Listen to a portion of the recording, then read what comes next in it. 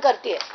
आता याच्यातली बाकीची माणसं, जसं मी म्हटलं, दीपक लोंढे नावाचा व्यक्ती ज्याचं नंबर 3 वर कॉन्व्हर्सेशन खरातशी होतंय, त्याचे आपण फोटो पाहूया. हा फोटो दीपक केसरकरांबरोबर, हा भाईंबरोबर, हा सुनील तटकरेंबरोबर, हा एकनाथ शिंदेबरोबर, हा पुन्हा एक एकनाथ शिंदे आणि दीपक केसरकरांबरोबर, हा पुन्हा दीपक केसरकरांबरोबर, हा दादा भुसेंबरोबर, हा पुन्हा एक दीपक केसरकरांबरोबर.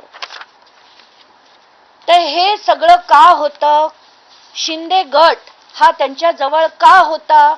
या सगळ्यात चौकशी राजकारणात मला बिलकुल पडायची इच्छा नाहीये. माझा आक्षेप या गोष्टीवर आहे की सगळी राजकारणी, हे सगळे अधिकारी हे सतत खरातांना मदत करत होते, पाठीशी घालत होते. आता सुद्धा कल्पना खरात आणि हर्षवर्धन खरात यांना एवढ्याचसाठी लपवण्यात येत आहे, कारण त्यांना जर अटक झाली तर सगळं याच्या मागचं षडयंत्र बाहेर येईल आणि म्हणूनच अभिजित भांडे पाटील यांना डिटेन करण्याची गरज आहे. आणि आता मी जसं म्हटलं होतं की मी शेवटचा मुद्दा जो घेईन तो अतिशय महत्त्वाचा असेल. मी मागच्या वेळी सांगितलं होतं की 27 ते 31 जानेवारी 2026 या दिवसांमध्ये समता पतसंस्थेमध्ये अफाट प्रमाणात उलाढाल झाले होत्या. मी तारखांमध्ये सांगितलं होतं की किती तारखेला किती मेसेजेस आले, त्याची माहिती सुद्धा मी माध्यमांना दिली होती. आता आणि एक महत्त्वाची माहिती म्हणजे ज्या दिवशी अजित पवारांच्या घराच्या बाहेर, म्हणजे बारामतीच्या घराच्या बाहेर जेव्हा भानामतीचे प्रकार झाले, त्या 17 तारखेला रात्री खरात हे ठाण्यात आले होते. 18चा पूर्ण दिवस ते ठाण्यात होते आणि 34 सेकंदामध्ये 6 फायनान्शियल ट्रान्झॅक्शन झाले. जे 6 फायनान्शियल ट्रान्झॅक्शन 34 सेकंदांमध्ये. आणि त्या सगळ्याचा जे याच्यावर आपल्याला दिसतंय की हे जेव्हा झालं तेव्हा खरात ठाण्यात होते, ठाणा वेस्टला एका रेस्टॉरंटमध्ये बसलेले होते.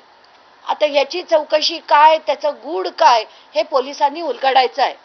आता तुम्हाला कोणाला काही प्रश्न विचारायचे असतील तर ते नक्कीच विचारा.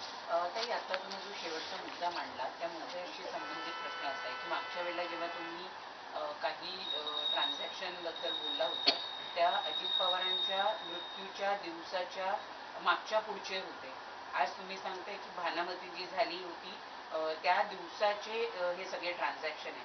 या ट्रान्झॅक्शनचा आणि अजित पवारांचा जो अपघाती मृत्यू आहे याचा काही संबंध आहे असं तुम्हाला वाटतं का? मला तर नक्कीच वाटतंय. म्हणूनच तर मी शोधलं की ज्या दिवशी कारण मी पहिले 27 ते 31 जे ट्रान्झॅक्शन्स होते ते मांडले.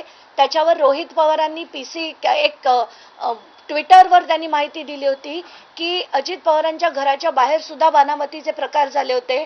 मी माध्यमांकडनं ती तारीख घेतली, ती तारीख शोधली आणि त्याच्यात मला दिसलं की त्या दिवशी त्यांचं लोकेशन हे ठाण्यात होतं आणि 6 ट्रान्झॅक्शन हे 18 तारखेला सकाळी झालेले आहेत. आणि त्याचं सगळ्या 6चे 6 34 सेकंदांमध्ये होऊन हे सगळे 6 लोकेशन सुद्धा, ते मी टॉवर लोकेशन सुद्धा एसपींकडे पाठवून दिलेले आहेत. ही सगळी माहिती जी मी बोलतेय ती 2 दिवसापूर्वी मी एसपींकडे पाठवलेली आहे.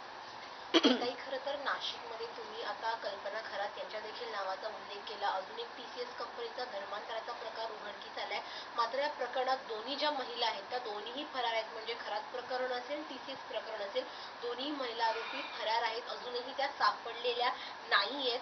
खरं तर फसवणुकीचे गुन्हे देखील झाले आहेत, परंतु अजूनही का त्यांना पकडण्यात यश येत नाहीये? कसं आहे की कल्पना खरात यांच्यावर खरं तर पोलिसांनी पाळत ठेवणं गरजेचं होतं. ज्या दिवशी यांना अटक झाली त्या दिवशीपासून त्या कुटुंबावर पाळत ठेवणं हे खरं पोलिसांचं कर्तव्य होतं. पण त्यांना मुद्दाम, मला तर खरंच असं, कारण प्रत्येक नागरिकाला असंच वाटतं की हे मुद्दाम केलं गेलं का. त्यांनी त्या आता दुसरीकडे जाऊन तिकडनं रोज बेल ऍप्लिकेशन करताना आपल्याला दिसत आहेत, त्याच्यावर तारखा पडताना आपल्याला दिसत आहेत. मग त्यांना वाचवण्याचा प्रयत्न होतोय का? त्यांना अटक होऊ नये, त्यांची चौकशी होऊ नये, कारण चौकशी झाली तर अनेक गोष्टींचा उलगडा होईल. जसं आपल्याला आठवत आहे